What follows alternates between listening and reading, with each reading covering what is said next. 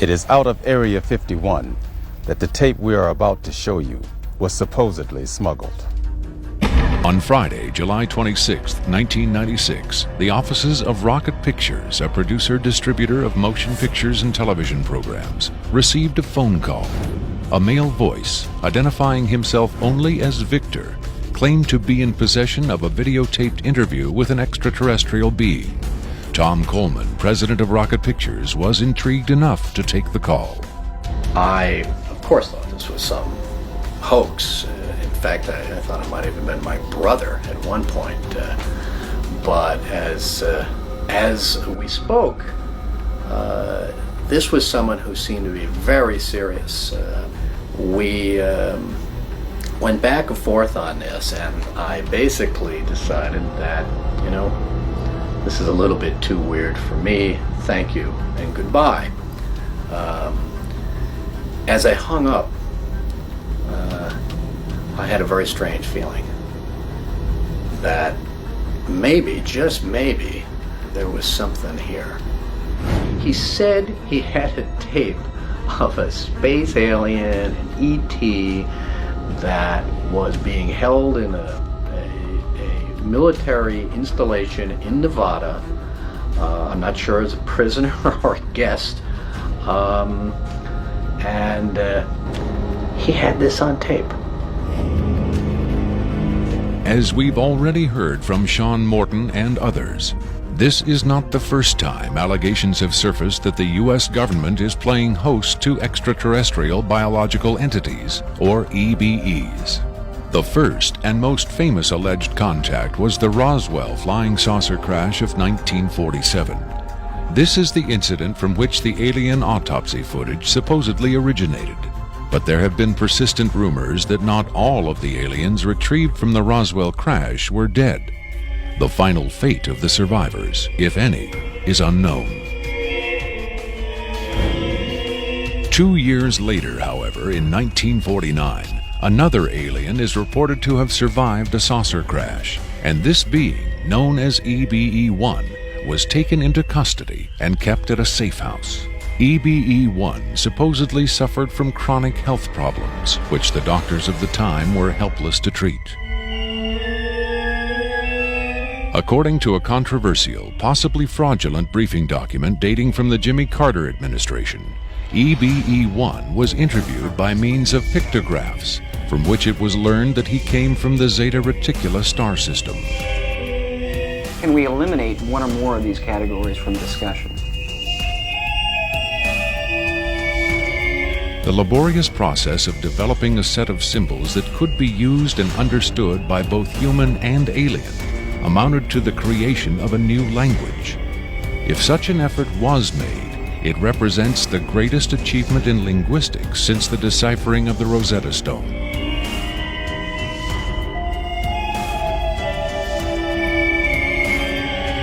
That such an achievement would be kept secret illustrates the hysterical paranoia of the time as the Cold War intensified under the threat of nuclear annihilation.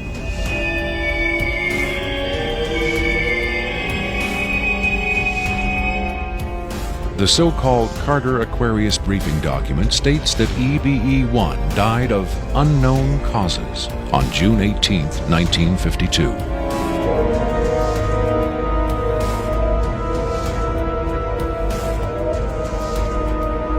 Skeptics who doubt the authenticity of the Carter-Aquarius document find it unbelievable that highly advanced alien beings would allow one of their own to die under the primitive medical care of a species that had barely begun to conquer its own diseases.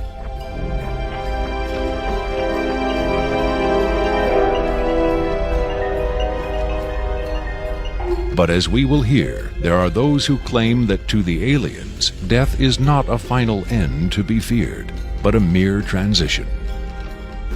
It was in the late 40s and early 50s that the U.S. government's policy toward UFOs was formulated. Publicly, there was Project Blue Book, which made a great show of gathering data on all the major UFO sightings, finally declaring them all to be hoaxes, mass hysteria, or swamp gas. But secretly, there may have been another policy at work. Over the years, several documents have come to light which seemingly confirm that a clandestine group, Operation Majestic 12 Group, aka MJ-12, was formed by special classified presidential order on September 24, 1947, for the express purpose of gathering information on UFOs and extraterrestrials, while at the same time keeping such information not only from unfriendly powers, but from the American public as well. If indeed Area 51 has become the nation's repository for alien technology and possibly alien visitors, then the extra-constitutional justifications for such secrecy were developed in the MJ-12 Group's planning sessions. James B. Forrestal, Secretary of Defense under President Harry Truman, is widely accused of being the mastermind behind the creation of MJ-12. Once created, Majestic may have expanded its mandate beyond what Forrestal had intended. Whatever secrets Forrestal may have known concerning flying saucers and alien visitors, that knowledge died with him when in 1949 he mysteriously plunged to his death from a window at Bethesda Naval Hospital. Though he was being treated for depression, many UFO researchers doubt that his death was a suicide and point to the sinister workings of the possibly mythical MJ-12, which in their hypothesis may have been protecting its secrecy from a man who had come to believe the people had a right to know. As late as 1989, according to Bob Lazar, the identification badges at Area 51 read MADGE for Majestic. In December 1994, a document purporting to be the Majestic 12 Group Special Operations Manual was leaked to a noted UFO researcher. It contains the following directive under the heading Isolation and Custody. EBEs will be detained by whatever means are necessary and removed to a secure location as soon as possible. There follows this disturbing amplification. Although it is preferable to maintain the physical well-being of any entity, the loss of EBE life is considered acceptable if conditions or delays to preserve that life in any way compromise the security of the operations. From the beginning of the UFO age, it seems, secrecy was always the government's prime directive. In 1988, another anonymous government source, codenamed Falcon, claimed that a second extraterrestrial biological entity, EBE-2, voluntarily became a guest of our government, allowing himself to be examined and interviewed. In this scenario, Area 51 became, for a time at least, a sort of extraterrestrial embassy, the setting for mankind's first attempt at diplomacy with beings from another world. Different sources disagree as to how communication was established.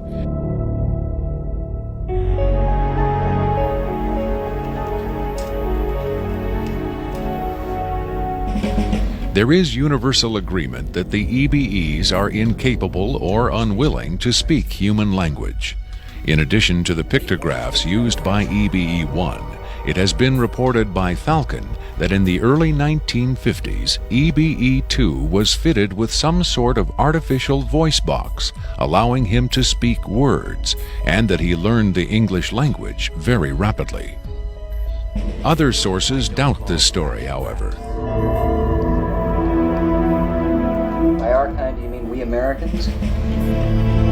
What has been reported most persistently is that the aliens communicate via thought projection or telepathy. They would have been tortured, made to give up their secrets, instead of questioned in this friendly manner. We cannot be forced to communicate. Has it been tried? Not by us. We speak to who's ever willing to listen. The idea of telepathic communication with alien beings carries with it the same doubts and controversy attached to telepathy itself. Do the practitioners of this ancient art really have the ability to read minds? Or are they crafty charlatans who simply tell the listener what he or she wants to hear? If the cynics are right, then the self-proclaimed telepaths recruited by the government in the 1950s were playing an astoundingly daring hoax by claiming to speak for the mute visitors from the stars.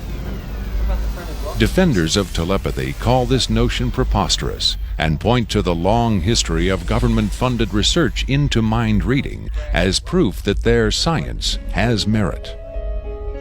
In the last 4 decades, there have been persistent, often contradictory rumors and even eyewitness accounts of other alien visitors meeting secretly with military or government officials. But what about today?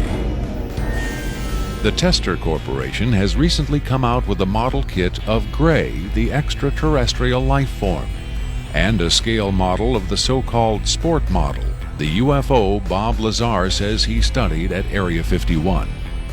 This UFO kit has quickly become one of the most successful model kits in the history of the company.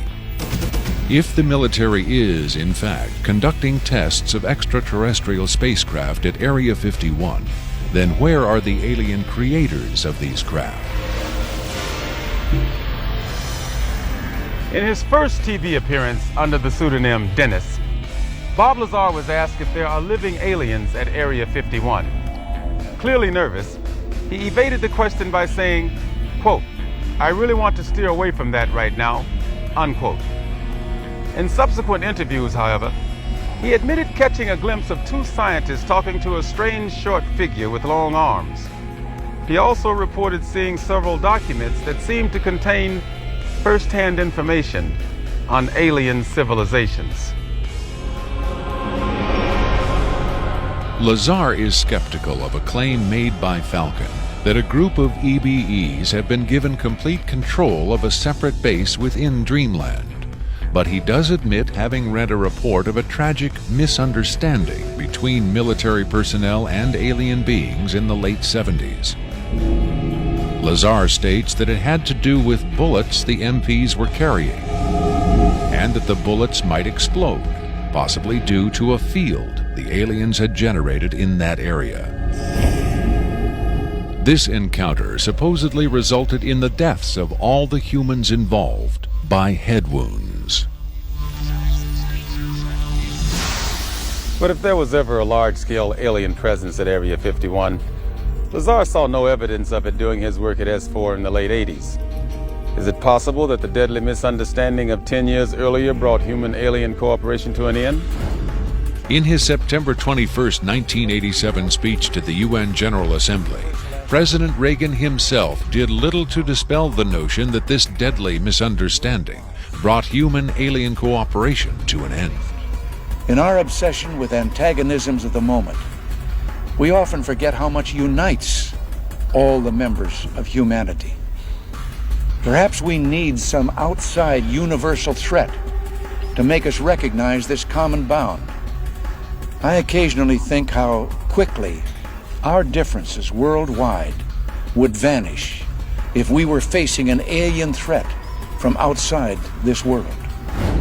Are the inconsistencies between various tales coming out of Area 51 evidence that these stories are lies? Or are the discrepancies the result of an intentional campaign of disinformation designed to discredit any elements of truth that may be reaching the public? If so, how does Victor fit into the jigsaw puzzle of questionable witnesses to the alien presence at Area 51?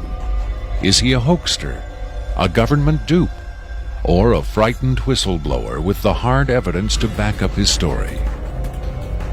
I made it very clear to Victor that his credibility was the entire issue here, and that everybody's going to think this is a hoax, and that how are they going to possibly verify this? What he said was, you can do anything you want in terms of verified, any type of due diligence. He will answer whatever questions put forward. We could do whatever type of checking. We could bring in experts. We could have the tape tested. We could, in fact, he encouraged all of these aspects. He just did not want his face and his real name revealed. At Coleman's insistence, Victor agreed reluctantly to appear on camera, but only in disguise, in shadow, and with his voice electronically altered.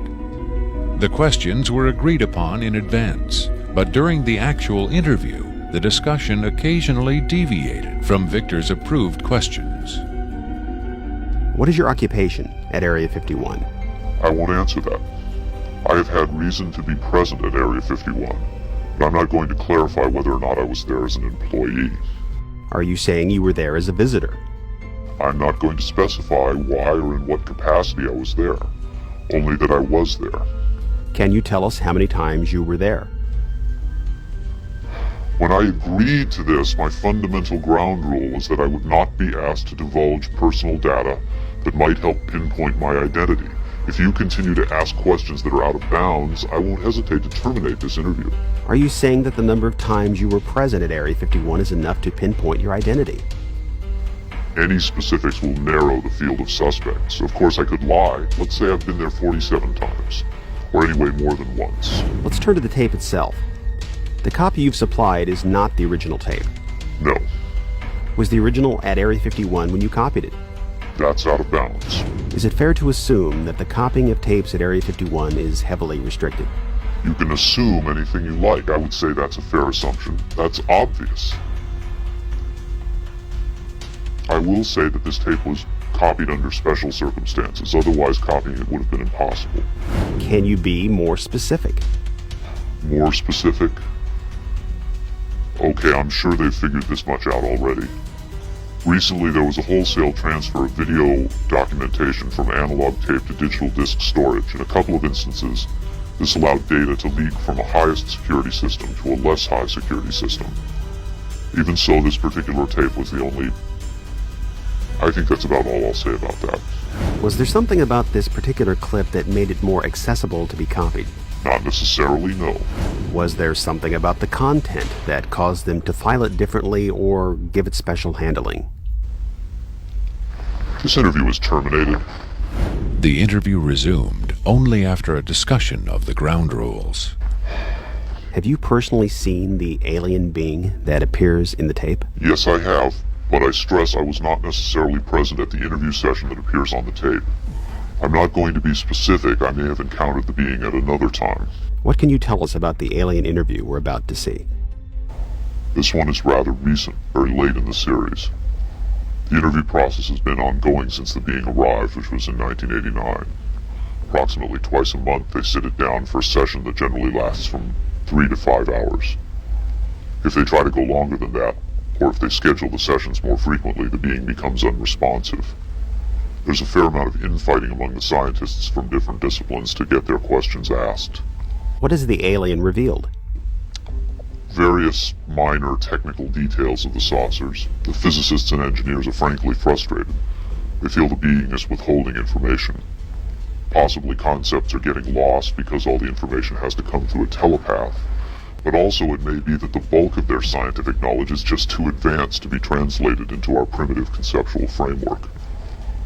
It's analogous to if a human scientist were to try to translate quantum mechanics into the grunts and screeches of a chimpanzee. That's not a very flattering comparison. Frankly, there's a high attrition rate for scientists in the program. You'd think they'd be energized by the challenge. But a lot of them take the ego deflation very hard when they find out not only how much they don't know, but how much they aren't even capable of understanding. What else has the alien communicated? Oddly enough, the being seems to have a much easier time communicating spiritual concepts.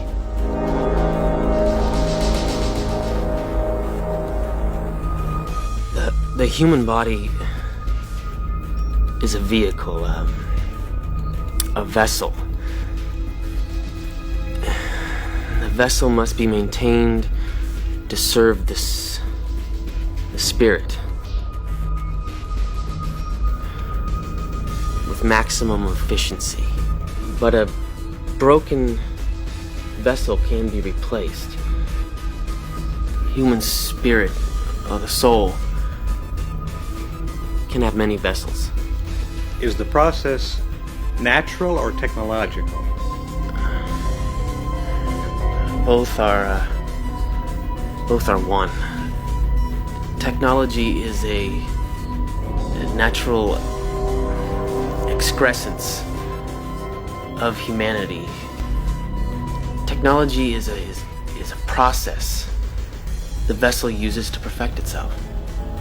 So this transference of the soul from vessel to vessel, did your kind create the mechanics of it, or is it a natural...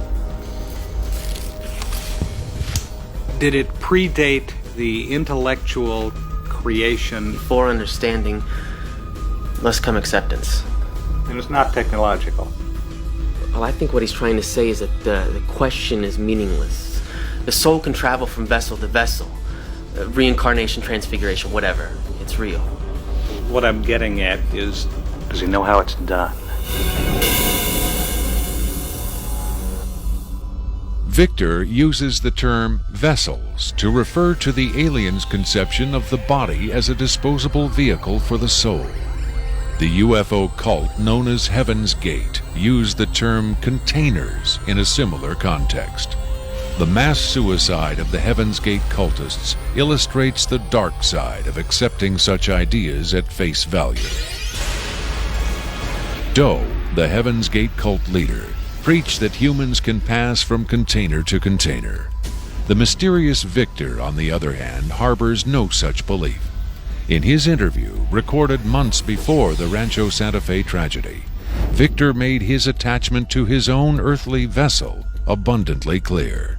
And let me just state here publicly, to head off any clever ideas anyone might be having, I have never been, am not now, and never will be suicidal. But how would the public know if something happened to you, since we don't know who you are? I'm taking care of that, trust me. If something happens to me, if I die, people will know who I am. Do you think it's a reassuring sign that these aliens can communicate with us on a spiritual plane? It would be nice to think so, but I'm not sure if it's really such an achievement considering the mismatch between our intellects. I mean, you're not going to have much luck making your dog understand calculus.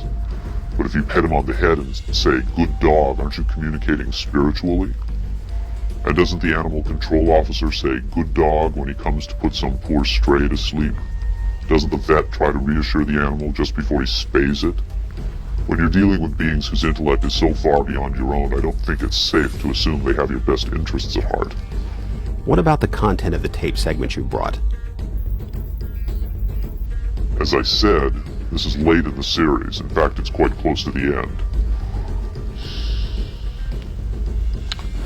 Because of his unwillingness to reveal his own identity, Victor's story stands or falls on the credibility of the tape he supplied.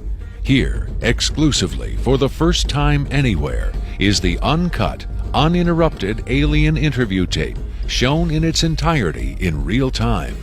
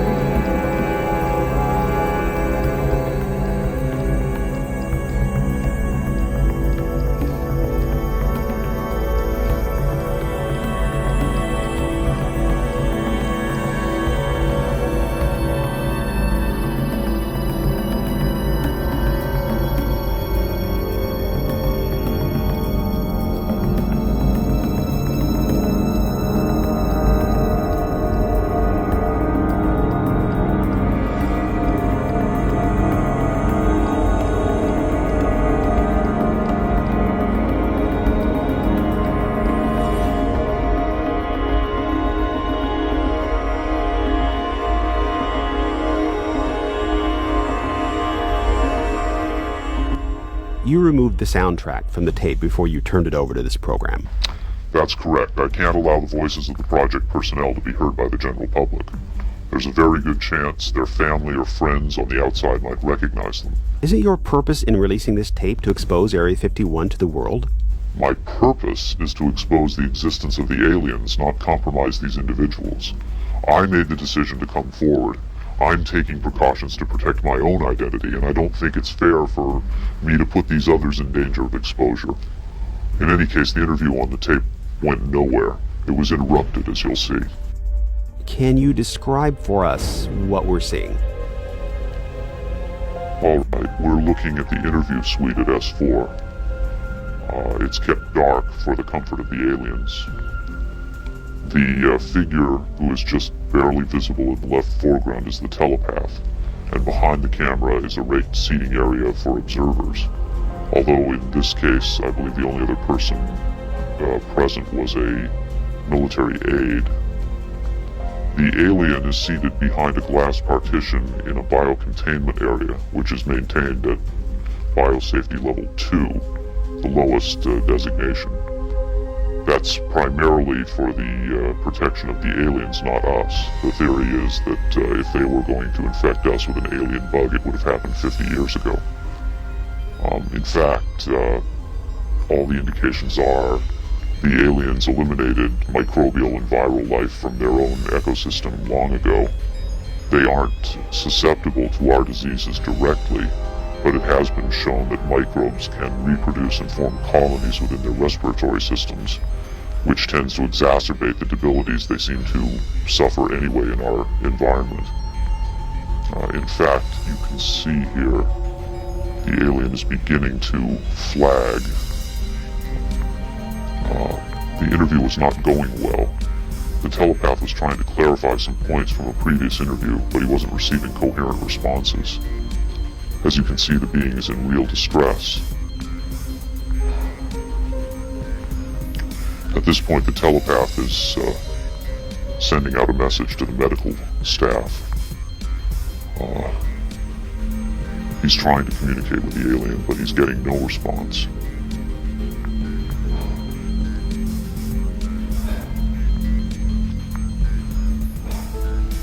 There's very little he can do. There's no direct connection between his space and the biocontainment area. That's the aide stepping in on the right. The medical staff should be there by now. They're slow in responding.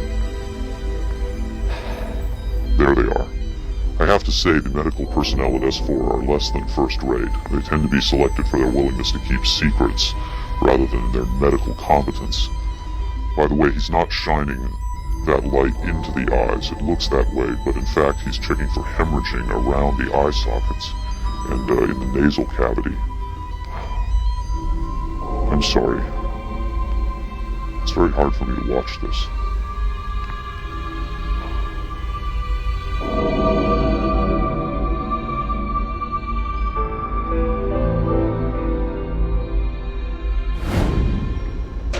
You're asking me if I think this is real? That have I finally seen a space alien? I don't know. But I do know this. I know that this is not a tricked up version like the Alien Autopsy. It doesn't attempt to distract you away from the alien. It doesn't have that cinema verite, black and white. It doesn't go to great lengths to try to fool the audience. Straight ahead. It's an alien on tape. Pretty much the way you'd probably film it. The point is this: what if it is real? In evaluating the authenticity of the alien interview tape, the logical place to begin is with the videotape itself. What can the technical details of this recording tell us about its origin? Rocket Pictures sent Victor's original tape to the Phoenix laboratory of renowned image analyst Jim Delatoso. Using the most up-to-date digital technology, Delatoso tried to determine the tape's authenticity. I've been exploring, looking at different aspects of the image itself to develop questions for a matrix on, is it real or is it fake? I grabbed a frame in the computer and we're outputting it now in digital format, and you can see that we have an absolutely solid picture. What we've done is taken the picture and moved it over so that we can look at the information that's in between the frames. Now, when we look at the motion video, we can see that it still is not bad. And when we have this little indicator down here, it tells me that the original image was transferred using some kind of time-based corrector. These are video screens up here, television, video monitors, and they're off at an angle. If this was shot using a video camera with lines on it, we would see moire patterns up there, and we don't see the moire patterns. So there's a probability that this was shot originally on film, possibly a film stock like 7252 or 7247, depending on the lighting. The idea that these images may have originated on film is in direct contradiction to Victor's statement that the interview was shot on video. On closer inspection, Della Tosso decided the images could indeed have been recorded by a video camera under certain specific conditions. In this case, I get the sense of it that this was originally created using either film, transferred telecine to beta, and then this is the third generation, or it was taped under very low light conditions with the video gain boosted probably 12 dB. Even the emotionless analysis of a computer cannot provide a definitive answer. Della Tosso's efforts yield tantalizing hints, but in the end they only increase the mystery. One of the key things about this creature are its eyes. Like the other experts, video analyst Jim Della Tosso was emotionally affected by what he saw. He took the tape very seriously and offered this personal opinion.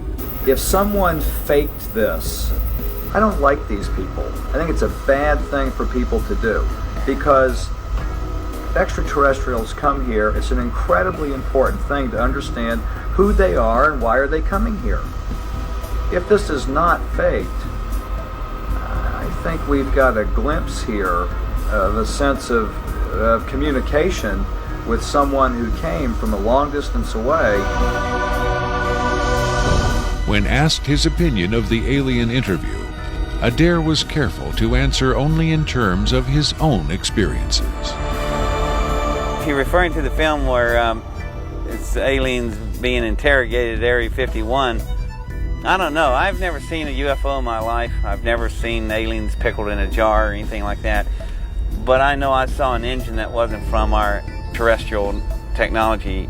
If you look at an engine like that, it came out of a craft. If it come out of a craft, then that craft has occupants. So it's very logical to assume then that those occupants could still be here and they could be interrogating them, or they could have downed another craft since 1971. Makeup artist John Criswell has provided special effects creatures for many Hollywood motion pictures and television shows, such as Spaced Invaders and Babylon 5. Hired by Rocket Pictures to create the aliens for the recreation segments of this program, Criswell was very interested to finally see the real thing.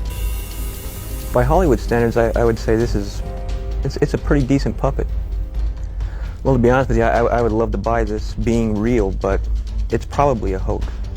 Well, I think this is a really cool design, and it's a great concept, but I think I could have done better. Whoever did this, I mean, they could have a job in Hollywood in a minute, no problem. This one has a much creepier quality than the alien autopsy tape, I think. That one I definitely didn't buy just because of the way it laid on the table. There was a couple of things. This actually, whoever did this was, or if someone did this, they were very clever because it hides a lot of stuff. So that's what makes me kind of disbelieve it a little bit.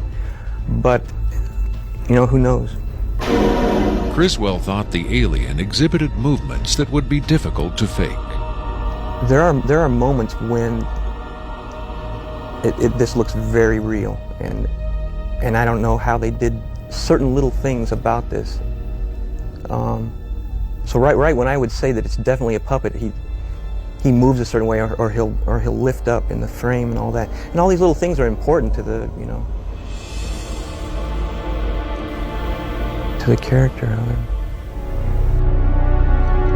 Academy Award winner Rick Baker is one of Hollywood's reigning masters of makeup effects. He transformed Eddie Murphy into a 300-pound man for The Nutty Professor and has created monsters for countless films, including An American Werewolf in London and the UFO-related Men in Black.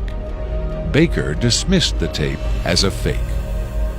Yeah, this doesn't fool me. I don't buy this. I think this is a puppet, and you've got a table in the foreground that's hiding the rest of its body. You've got some kind of whatever that instrument is in the foreground. It's also lit very mysteriously. I think if you were going to record this alien, you would want to see it, and you wouldn't want to hide it behind a table, and you would light it in a way that would show up much more than this.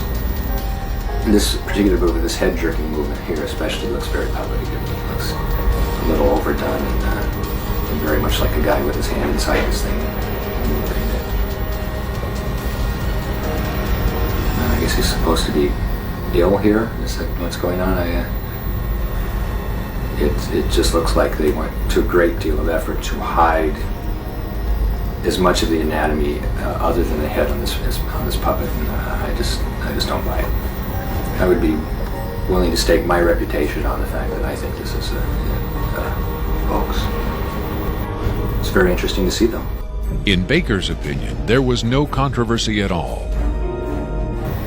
It's a fake, in my opinion. We could build better. We have built better. UFO expert Robert Dean, on the other hand, had no doubt whatsoever that the tape was authentic. This is powerful because this is not a staged event. This is real.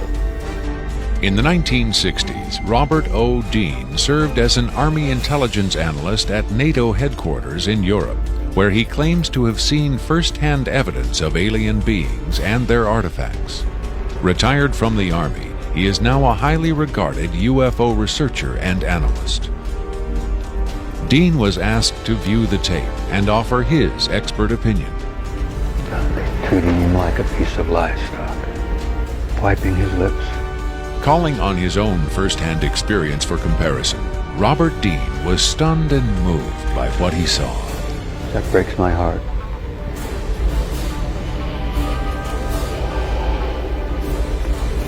I think you've got yourself a piece of legitimate footage here, and I think you've got your hands on some pretty sensitive material. I don't know how the hell you got this. I don't know who you got it from, and frankly, I don't want to know who you got it from. But you got yourself a tiger by the tail with this footage.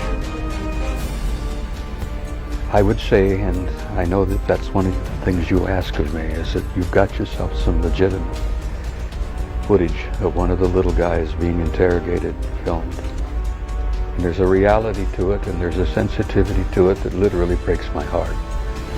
But I tell you very strongly, you've got something here that is very sensitive. Well, I know that the level of classification on this kind of a thing is so far damned above top secret that you can't imagine how sensitive this kind of thing is, and how delicate it is, and how tightly the government sits on anything like this. Sean Morton looked for clues to the tape's authenticity in the technical details of the interview's setting. Okay, there's a couple of interesting things about the tape right off the bat. Morton tried to decipher the time code at the bottom of the screen. First off, what you're looking at in the time code is DNI, is Department of Naval Intelligence. So Department of Naval Intelligence, this would probably be a file number 27. It could be a security level, however, because security levels are supposedly go up to Q 36 are the highest ones that we know about. The first interesting thing about that is that I'm noticing what looks like a medical monitor, and look at how slowly and erratic the heartbeat is. The heartbeat is literally 1, 2. It's very, very erratic, and it looks as though the heartbeat, being as erratic as it is only about, from counting that, it looks like it's about 30 a minute or so. Morton suggested an alternate explanation for the video's dim lighting. One of the unusual things about most of these particular race of aliens is they are very, very sensitive to light. So a lot of these interviews are conducted in very darkened rooms. To Morton's eye, many features of this alien dovetailed with accounts of other first-hand contactees. Another strange thing about the physiognomy of these creatures is, as well, is if you will notice that the neck itself is not at the back of the head like a human being is. The neck is actually in the center of the head, which is what actually gives it problems holding its head and its neck up. Whatever this is, it's being taken. The interview is actually being done through a piece of glass, which is probably something somebody faking the photographs probably wouldn't think about. Right there, we see that the creature appears to be choking. The dark eyes, in many cases, are actually a form of lens that guards the creature against untoward sunlight. It's a remarkable piece of footage. I mean, it's very, very, very, very interesting. If it's a hoax, it's very well done. If it's not, then I would say it's probably revolutionary. Another expert who was asked to examine the tape was Michael Hesseman, one of Europe's leading UFO researchers and author of the international bestseller Beyond Roswell. When I got the first information about the alien interview footage, and when I saw the first picture, I said there might be a connection to a real incident. Hesseman was intrigued both by the alien's appearance and by Victor's claim that the being arrived at Area 51 in 1989. If it is authentic, it might be the most significant film ever published, ever shown on television. For several years now, Hesseman has been investigating reports that the South African Air Force shot down a flying saucer in the Kalahari Desert in 1989. According to Hesseman's sources, 2 survivors were retrieved from the downed saucer. One was sent to Wright-Patterson Air Force Base in Ohio, and the other to Area 51. The extraterrestrial in Victor's tape bears a striking resemblance to descriptions of the Kalahari ET, and the timing of its appearance at Area 51 is consistent with the South African incident. If you see the drawings we have of the Kalahari alien and the descriptions we have, it seems to be the same being. And the Kalahari incident puts the alien interview footage into a context and gives it at least a probability that it might be real. It might be the real stuff, we just don't know. Whitley Strieber, best-selling author of Communion, claims to have had numerous personal contacts with alien beings. He has become the de facto spokesman for the growing number of people who claim to have been abducted by extraterrestrials. The nationally syndicated television program Strange Universe asked Strieber and several other abductees to view the alien interview tape. What Strieber saw left him profoundly shaken.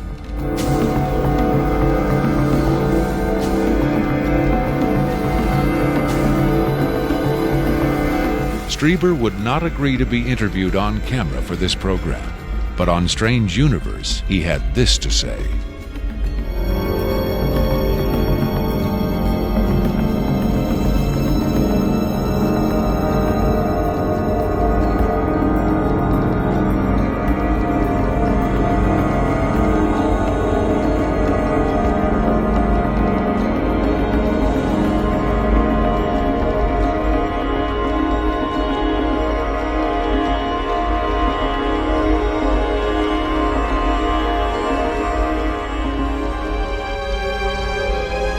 On May 23, 1997, Victor gave a radio interview on the nationally syndicated show Coast to Coast AM with Art Bell. Speaking by telephone from an unknown location, Victor answered questions from host Art Bell and his guest, UFO expert Sean Morton. It is going to be a very interesting morning. Let's see if we've got Victor on the line. Victor, are you there? I'm here. Welcome to the program, Victor. Afterwards, this is what Bell and Morton had to say about Victor's credibility. What a hell of an interview, huh? Boy, oh boy, talk about making history on the radio. It was, as far as I could tell, he answered every question properly, as far as exactly where the locations are, to the descriptions of the the transports, the 737s, to the CTS-43s, the retinal scans, the 5 levels at S4. A veteran of countless controversial interviews, Art Bell still found himself impressed by his encounter with Victor. In the first, I think, half hour, I sensed that I was getting a kind of a runaround, or that I was not satisfied with the quality of the answers that I was being given. But as the interview progressed, and Victor, to some degree, began to relax, I began to get a different sense, and that was that he was telling me the truth. I think Victor was scared. I think Victor really is scared. And so my judgment of the interview after about the first, maybe 20 minutes, half hour, is that we began to get some real information. It was a significant milestone. There's no question about that in broadcasting.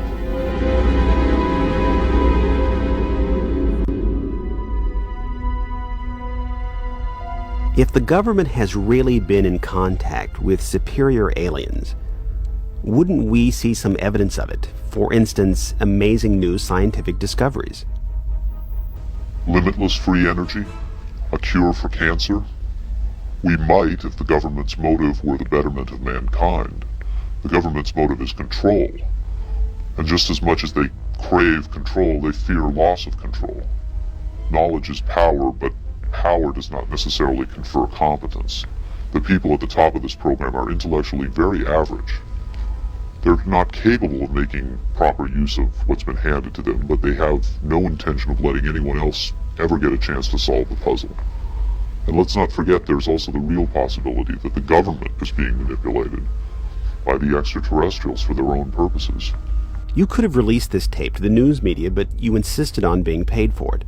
Doesn't that cast doubt on your own motives? Yes, and I was aware of that going in, but that's a cross I'm prepared to bear. I find it disgusting that the most important event in human history is being kept secret simply because certain unimaginative officials have the power to do so. But at the same time, I do see the irony in my own actions. All I can say is, had I had the choice, I would not have insisted on profiting from this revelation, but since by lifting this veil I've endangered not only my career, but possibly my life, I felt the need for some small measure of monetary freedom to deal with any eventualities. And let me say, I could have demanded significantly more money than I did if I had been willing to compromise my anonymity. There have been other whistleblowers who jumped at the chance to become celebrities, which I think casts even more doubt on their motives than some people may be casting on mine. Do you believe your life is in danger as a result of making this tape public? I would hope not. I would like to think my government is a little more civilized than that, but at the same time I don't intend to give them the chance to prove me wrong. At any rate, to a certain extent, I'm counting on being disbelieved. Obviously they would like me to be perceived as a hoaxer. If something were to happen to me, if I should die suddenly in a freak accident, it would obviously lend credence to my story, and I assume they understand that and will act or not act accordingly. Why should anyone believe this tape is authentic? Use your own judgment. That's all any of us can do. There's been so much secrecy and disinformation over the last 50 years that it's become impossible to prove anything in the face of official denial. Of course, the flip side is nobody really believes anything the government says.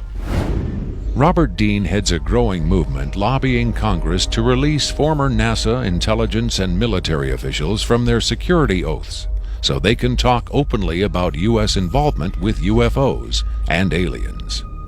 As early as '49, your government knew we were dealing with extraterrestrial intelligence. And then it sort of blew up more and more. Every year there were more discoveries, more conclusions, more contacts. And as you probably know, we have indeed retrieved crashed hardware, and we have reverse engineered it, and we have indeed been flying some of that hardware in this base not too many miles outside of Nellis, near Las Vegas. Dean believes the time has come for the government to tell the people what it knows. The truth has got to come out. We're over 30 years too late.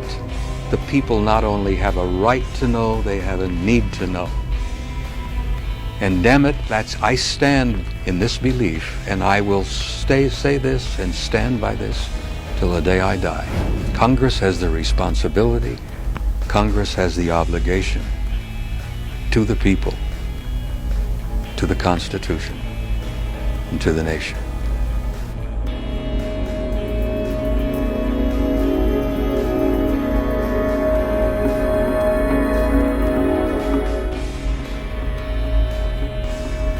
Did this alien die? I can't answer that with certainty. I do know the interviews came to an end. Whether the being died or was retired, and I don't mean that in the spy thriller sense of having it killed, I mean retired from the interview process. I just don't know. I'm fairly certain it didn't go home, at least not in the physical sense. But these beings, they don't seem to be very concerned about dying or avoiding death. Why do you think that is?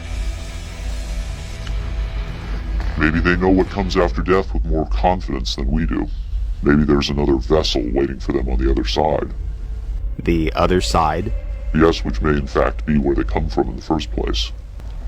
I've heard the claims that they come from Zeta Reticula or the Pleiades, but it hasn't been established that they come from out there at all. Their saucers may not travel through space as we know it. They may fold in from another dimension, another reality. You make them sound almost supernatural, like angels or devils. Supernatural is just a term for aspects of nature we don't understand. For many people, they certainly do serve the functions of both angels and devils, forces we can't comprehend. Have you had enough of me? I think I've earned my money.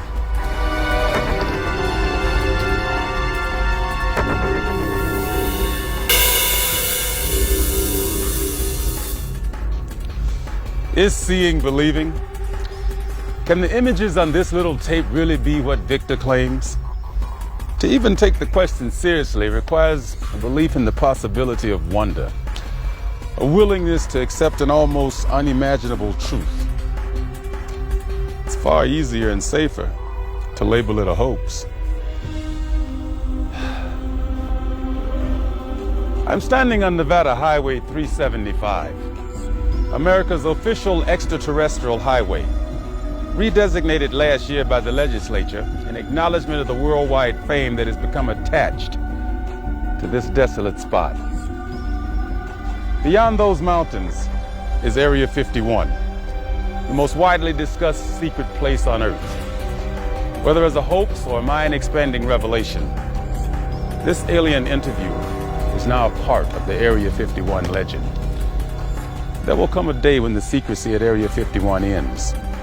When that day comes, then we will know whether this tape was real and what the true motive was for its sudden appearance. Until then, we can only speculate, investigate, and hope.